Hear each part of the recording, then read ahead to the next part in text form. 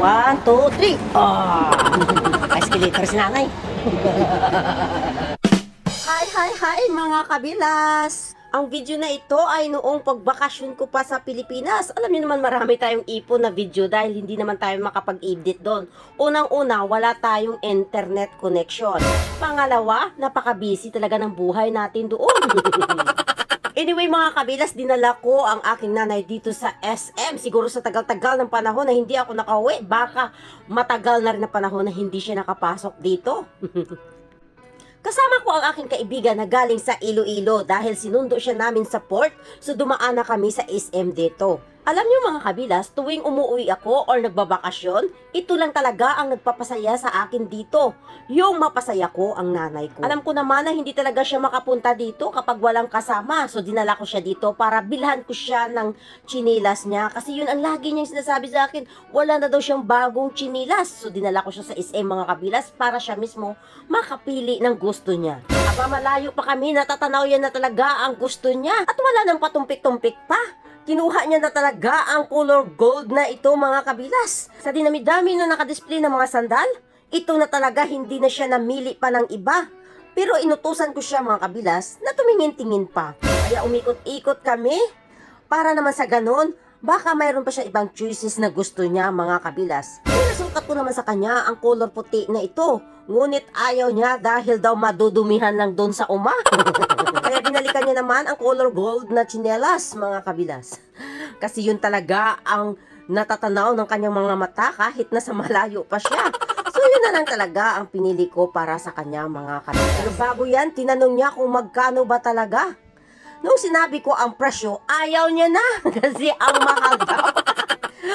Kaya umikot na naman kami, naghanap-hanap pa siya, yung mura lang. Pero yun na talaga ang pinili ko para sa kanya mga kabilas. Kasi alam mo naman na minsan lang talaga tayo makapagbigay sa ating ina. Kaya kung ano talaga ang gusto niya, binibigay ko talaga mga kabilas. Habang hinihintay namin ang sizes na order namin, pinaikot-ikot ko pa siya para makatingin-tingin siya. Sabi ko sa kanya, dagdagan niya na.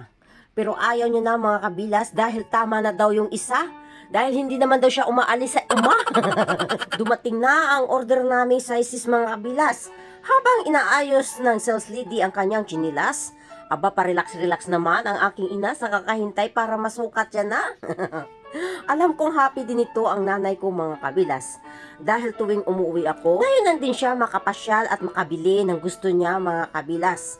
Alam nyo, hindi naman ang mga binibigay natin ang nagpapasaya talaga sa ating mga ina. Ang most of the powerful na nagpapasaya sa kanila ay yung makita nila tayo na umuwi at bumabalik sa kanila na kahit gaano katagal na tayong nawala at malayo na ang narating natin, tayo ay nakakaalala pa rin sa kanila.